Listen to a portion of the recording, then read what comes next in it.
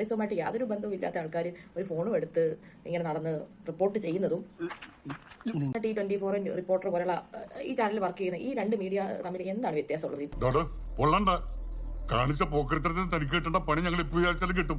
ഒരു വ്യത്യാസം നമുക്ക് കാണാൻ പറ്റത്തില്ല. രണ്ടുപേരും വളരെ തുക്കട നിലവാരത്തിലാണ് പോയിക്കൊണ്ടിരിക്കുന്നത്.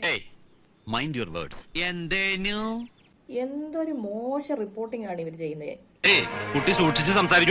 എനിക്ക് ഓൺലൈൻ മീഡിയക്കാരെ ഞാൻ വിട്ടു, ഓക്കെ, അവരങ്ങനെയാണ്. സംസാരിക്കണം, താനും സൂക്ഷിച്ച് സംസാരിക്കണം. കിഴങ്ങൻ തന്റെ മറ്റവനെ കിഴങ്ങൻ.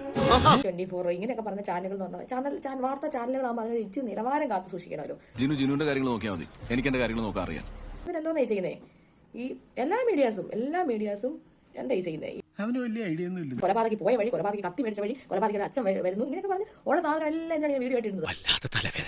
ഞാനൊന്ന് കിടക്കട്ടെ. അത് അവരൊക്കെ ആഘോഷിക്കുകയാണ് ഒരു കൊലപാതകം നടന്നിട്ടുണ്ടെങ്കിൽ.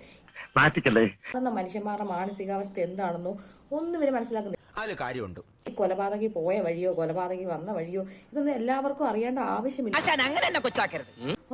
ഇത് അങ്ങനെ ഇങ്ങനെ റൂട്ട് മാപ്പ് ഇങ്ങനെയൊന്ന് പറഞ്ഞ് അങ്ങനെ വാർത്ത കൊടുക്കേണ്ട യാതൊരുവിധ ആവശ്യമില്ല.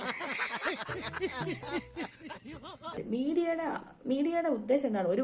ഒരു കാര്യം നടന്നാൽ അത് ജനങ്ങളിലേക്ക് എത്തിക്കുക. നടക്കുന്ന കാര്യം വല്ലതും പറയടാ.